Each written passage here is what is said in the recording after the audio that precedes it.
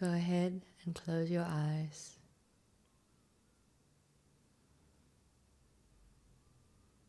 Relax your shoulders away from your ears. Allow the muscles in your face to droop down. Unclench your jaw.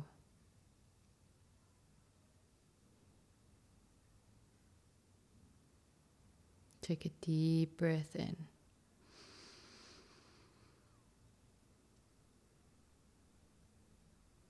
Exhale.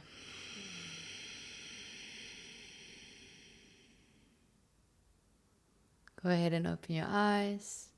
Hello and welcome to Mindful Moves. Thank you so much for being here. My name is Dan and I'm excited to jump into this new theme of the month, which is going to be self-expression. We've had a journey through breath, movement, and nature, and I'm so excited to bring this topic to life because this is something that means so much to me and a regular practice that I implemented into my life, which has helped me so much reconnect to who I am. I want to start by saying a little story. As kids, right? So many of us, I think every kid in the world, to be honest, growing up, you threw tantrums, you cried when you were sad, you cried when you were hungry, especially in the non-verbal years. There was always a form of communication through the body, right? Through emotions, feeling them, expressing them. And there was so often where, as a kid, if you see this happening, it's okay to do that. It's okay to scream or cry when you're tired and fall asleep in the middle of having your dinner if you're so tired. It's all acceptable. It's accepted by us. It's accepted by the parents. And I want to touch on this because I think it's so important where we started off from. We started being very self-expressive. We used to express exactly how we felt when we felt it, with no sugarcoating, no pretending, and just feeling our feels. And through the process and development of growing up, we have caretakers, and obviously they want the best for us. A lot of the time, the people around us shape who we become.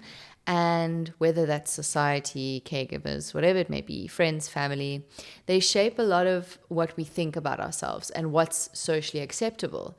A huge part of human beings is to be within a group. It's wired in us that we want to be connected to a group. So we usually follow what the group does because then we are in it. We are socially accepted and we have this safety, this root safety of I have my tribe. And so many of us were taught from a young age through all of these processes how to behave and how to express and how not to express and to be quiet and to behave. And a lot of this was taught with the best intentions because obviously society has rules and we were meant to be following them, right? Now, as much as this is not only negative, it's got its positive parts, the downside is that so many of us lost this connection to listening to how we truly feel and being able to self-express. And this is something that we have all, I think, gone through. We've all gone through a phase where we do something because we've been taught to do something. There are days where we might feel really overwhelmed at work, but we don't cry because it's socially not acceptable and we shouldn't cry and we should hold everything inside and push it down. At least that's what we're told. I'm here to say that if you nurture self-expression more regularly in your life, you will not get to the point of having to suppress your emotions. You will be able to regulate yourself on a more consistent basis and be there for yourself in those moments. And I personally, my favorite tool has been journaling. Journaling is my form of expressing exactly what's going on in my head. As I've mentioned before, my head is a very busy place. It used to be at least. And I've found ways to really slow it down. And one of the biggest ones was taking everything that's in my head and writing it down. And a lot of people hear the word journaling and they think, oh my God, like I don't want to write in a diary, dear diary, this is how I feel. And I'm here to say that that doesn't have to be like that. That's actually not at all what journaling is. Of course, you can share how you feel, but a lot of it is putting your thoughts onto paper. It helps succinct them, cut it down, clarity, and a lot of the time, yes, you end up maybe speaking about how something makes you feel, perhaps, or you just get all of your thoughts in order and put them on a piece of paper. But through that act, how I feel, at least, is I've taken something that's been slurring around in my body, don't know really what it is, what emotion, not sure yet, all these thoughts, and I put them to paper, and it's an expression of self that has gone energetically from me into this book and into these words. Now, I know that not everybody's cup of tea is writing. That's okay. Self-expression can be done in whatever way suits you and your life, whether that is 10 minutes of putting on your favorite music, your playlist, dancing around the room, literally not caring, not worrying about obviously, ideally, if you've never done this before, I'd recommend doing this in a room by yourself to start, because it might feel a bit scary to do it in front of your whole family. But doing that, or being able to go and draw or paint or go to take a pottery class, there are so many different ways and forms of self-expression. You need to find what resonates with you. And a lot of the time it links back to childhood. For me personally, I love to draw and I love to write, and it makes sense why. And I also had such an imagination. I would think about so many things, and I'd have this beautiful picture in my head, and being able to write it out gives me that imagination back. So as a kid, I loved that. And now as an adult, that's why I thrive on journaling. But you may be someone who really enjoyed dance or singing or whatever it may be, whatever suits you.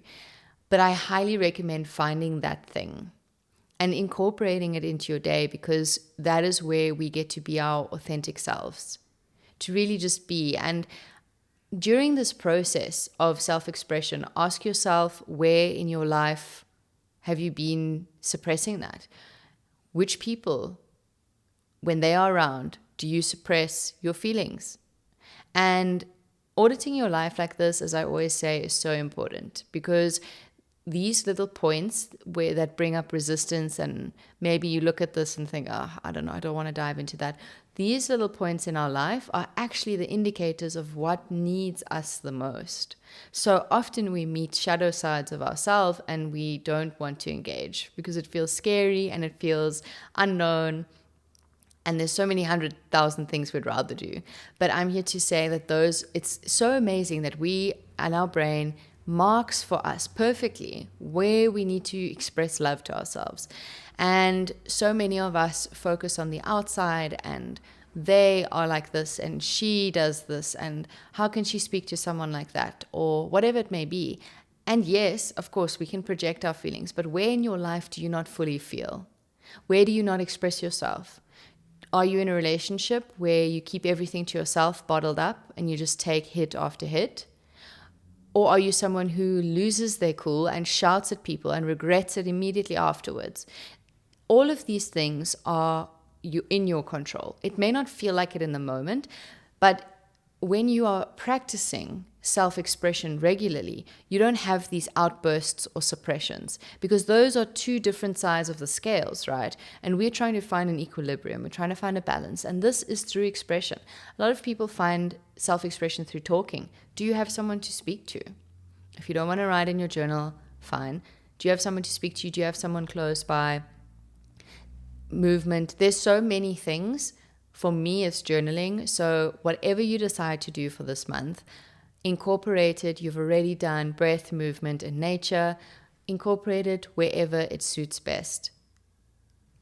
It's such a freeing feeling to be able to express yourself without worry of fear and judgment. We get that enough from other people. So learning to not give that to ourselves is the biggest gift you can do, because you don't need that extra from yourself. You need love and support from yourself. You are with yourself through this whole process. And I really hope that nurturing self-expression will allow you to dive into what it is you're avoiding. And I know a lot of people don't like to, write out exactly how they feel or say exactly how they feel. Fine, that's okay. Then find an alternative. Move your body, whatever it may be, but express yourself. Because humans weren't designed to sit stiff and still and not move and do anything. And when I started this podcast, I was like, okay, I'm just going to sit still and I'm going to talk. But I sometimes use my hands, and it's just who I am. And you have to learn to embrace these sides of you, of self-expression, whatever it may be. And I urge you to go inward. And if you don't feel like going inward just yet, then observe where in your life could maybe have some room for this. Now, a lot of the time, people will say, okay, I don't have the time. Like I say, if it's a priority to you to develop a relationship with yourself, which is going to be in the next episode, then make the time. It's your life, and it's such an exciting chapter to get to know oneself on a deeper level and express yourself in whatever you feel, in whichever way you feel fit. Let's get back to that mentality as a child. Not fully. I mean, we don't need adults running around having tantrums, but we do need a sense of honesty in how we're feeling, and having this acceptance generally of, okay, this person has called off, they're not coming to the dinner party that I organized, they're having a bad mental health day. Let's normalize people expressing how they truly feel. Let's no longer sugarcoat and say, so many of the people I speak to from usually the older generations, no, I must do this because that's what you do. It's the right thing to do. But is the right thing to do constantly sacrifice how you feel? It's a different story if you feel like going to something. But if you've had a really horrible day, your mental health has taken a hit, you're feeling grief, whatever it may be, you are deserving of taking that time. And the people around you, this is the part 2, the people around you who love and accept you for who you are will accept you in whatever circumstance it is. They will love you even if you cannot come to that dinner. They will make an alternative and see you another time. And this is something that I think should be more normalized. But we can't normalize self-expression from others until we feel comfortable with it ourselves. So if you can, go ahead. If journaling resonates with you, get yourself a cute journal. If you don't want to buy a journal, you can, go on your laptop or on your phone, whatever you have access to. You have one piece of paper and a pen. Choose whatever feels comfortable for you and start just writing down what's going on in the day. What are your thoughts leaning towards? Is there an overwhelming feeling that's coming up for you? Whatever you feel like journaling on. And I always say that if you're not sure what to write, just write. Even if you write, I don't know what to write, for the whole page, start with that. Your body will start finding the motion and finding how to do it. And at the end of the day, find something that you enjoy. I don't want it to feel painful, but obviously it's difficult in the beginning if you've never self-expressed. Find something that works for you and understand that you should be focusing on how you feel afterwards. If it's uncomfortable in the moment, give it a chance. How do you feel afterwards? Maybe not immediately, maybe after a few days. I always feel immediately better after journaling. It's like this instant relief. Spend some time with yourself. Ritualize it. Maybe light a candle. Whatever it may be that suits you. Find that self-expression and allow yourself the time to enjoy it. And don't make any more excuses to other people. You are fully allowed to be exactly who you are. And taking the time for yourself is the greatest act of love. That and discipline. And yeah. I just want to remind you that the light that you're constantly seeking outside of yourself is waiting to be acknowledged within. Thank you so much for being here. I'm so happy that you are, and I will see you next week. Have a beautiful day.